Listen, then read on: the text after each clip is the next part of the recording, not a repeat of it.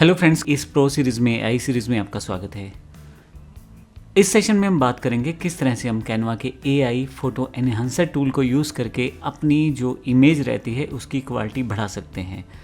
ज़्यादातर ये जो चीज़ें रहती हैं, आप इसमें brightness, contrast, colours, enhancing sharpness, आप ब्लरनेस को रिड्यूस कर सकते हैं या डलनेस हटा सकते हैं।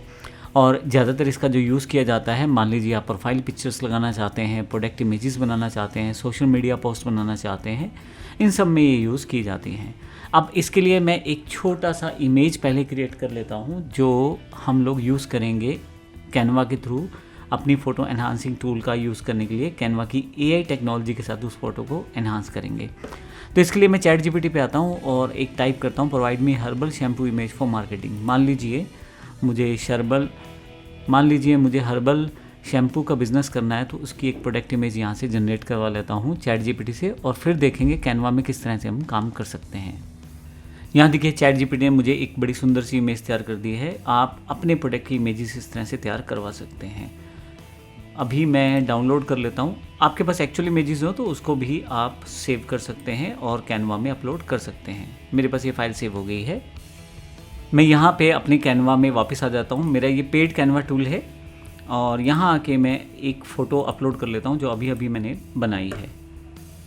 तो ये मेरे पास फ़ोटो अवेलेबल हो गई है। इसको मैं ओपन कर लेता हूँ और ये कैनवा में अभी अवेलेबल हो जाएगी, और इसको ड्रैग करके मैं यहाँ अपने पास जो ब्लैंक पेज है उसमें ले आता हूँ। थोड़ा सा बड़ा कर देता हूँ साइज़। अब ये एक बेसिक फ़ोटो मेरे पास आ गई है। मैं चाहता हूँ इस पे अब इस फ़ोटो को कैनवा के जो एआई फ़ोटो एनहांसर टूल्स हैं उनके साथ अच्छी इमेज में तब्दील कर दिया जाए, बदल दिया जाए। तो आइए देखते हैं किस तरह से हम कर सकते हैं। जब हम इमेज पे क्लिक करते हैं तो यहाँ एडिट का बटन है। हमने लास्ट टाइम यहाँ देखा था कि मैजिक स्टूडियो अवेलेबल था। मैजिक स्टूडियो के बिल्कुल ऊपर एडजस्ट का बटन है जिसमें बहुत सारे ऑप्शन आपको दिए गए हैं, जैसे temperature, tint, brightness, contrast, highlights इत्यादि बहुत सारे ऑप्शन यहाँ पे दिए गए हैं। थोड़ा सा बैक की तरफ आएँ तो नीचे की तरफ आपके पास फ़िल्टर्स दिए गए हैं बहुत तरह के, उसके बाद इफ़ेक्ट्स दिए गए हैं बहुत तरह के, और उसके बाद कुछ एप्लीकेशंस भी दी गई हैं। अभी हम सबसे पहले बात करते हैं यहाँ से फ़िल्टर्स की।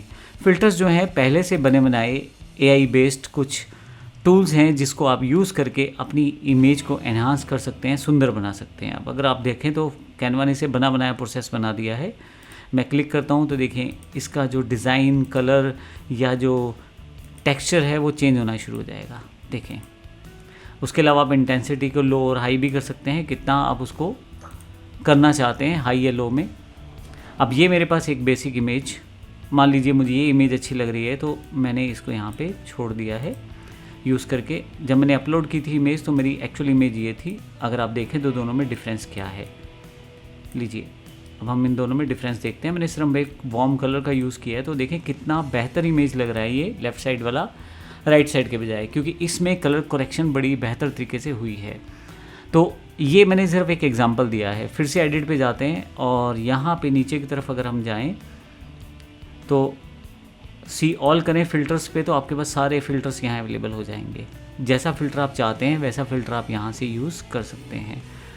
आपको बेसिकली अपने जो प्रोडक्ट की इमेज है उसे ही बेहतर करना है, तो जैसा फ़िल्टर आप चाहें वैसा यूज़ कर सकते हैं। आप इमेज पे अलग अलग तरह के इफ़ेक्ट्स भी प्रोड्यूस कर सकते हैं जो कि पहले से कैनवा ने दिए हुए हैं। यहाँ से आपके पास काफ़ी सारे इफ़ेक्ट्स हैं। ड्यू टोन है, आप क्लिक करेंगे तो यहाँ पे बहुत सारे इफ़ेक्ट्स आपके पास आ जाएंगे। कैटेगरी बनी हुई है इफ़ेक्ट्स की। ब्लरनेस है, आप डिफरेंट तरह की ब्लरनेस क्रिएट कर सकते हैं इस पर। मैं फिर से वापस आ जाता हूँ। इस तरह से आपके पास यहाँ पे डिफरेंट तरह के इफ़ेक्ट्स हैं जिनका यूज़ आप कर सकते हैं। यहाँ से थोड़ी सी आगे आके मैं इसको ऑटो फोकस पे डाल देता हूँ तो ऑटो फोकस ऑप्शन हो जाएगा जहाँ पे खुद ही ये सारी चीज़ें सेटअप की जाएंगी। अभी देखिए प्रोसेसिंग हो रही है। जैसी प्रोसेसिंग कंप्लीट होगी इस इमेज में मेरे पास ऑटो फोकसिंग सेटअप हो जाएगा। कि ऑटो फोकस कितना बेहतर तरीके से सेट किया है। सिर्फ प्रोडक्ट इमेज को हाईलाइट किया गया है जो कि शैम्पू वाली है, बाकी जो पीछे के ऑप्शन है उन्हें उसने ब्लर कर दिया है। तो इस तरह से आप ब्लर इंटेंसिटी यहाँ से बढ़ा भी सकते हैं और आप चाहें तो फोकस पोजीशन सेट भी कर सकते हैं। अभी मैं रिमूव ऑटो फोकस भी कर सकता हूँ। अभी मैं इसे हटा देता हूँ।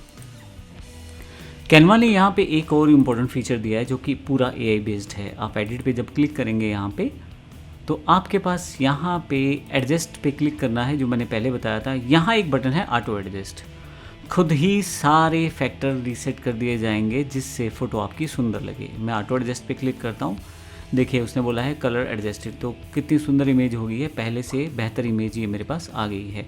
मैंने कुछ भी अलग नहीं किया है, सिर्फ एक ऑटो एडजस्ट का बटन यूज़ किया है। मैं आपको दिखाना चाहता हूँ कि मेरी पहली इमेज कैसी थी, तो मैं उसको यहाँ पे साइड बाय साइड रख देता हूँ। तो अब देखें आप, दोनों में डिफरेंस है। इसमें कलर एनहांस्ड हैं और कहीं ना कहीं सुंदर लग रही है फ़ोटो। इसमें कलर जो नॉर्मल थे, जिसमें चीज़ें बिल्कुल सिंपल थी।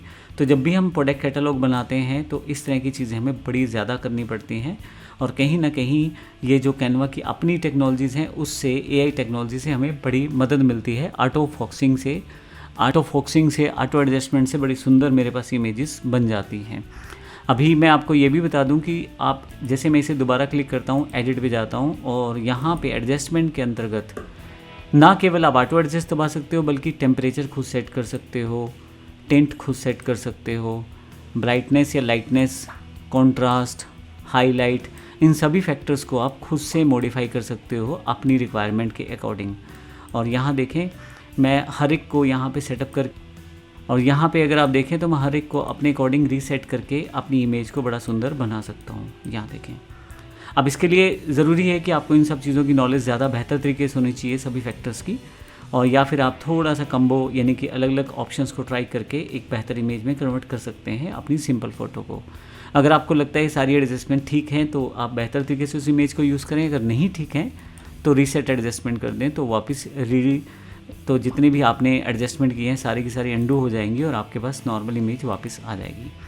तो आप इस तरह से अपनी इमेजेस पे काम कर सकते हैं। उन इमेजेस को फर्दर आप अपने जो एडवर्टाइजमेंट्स हैं या ब्राउशर्स हैं, पैम्फलेट्स हैं, वहाँ यूज़ कर सकते हैं।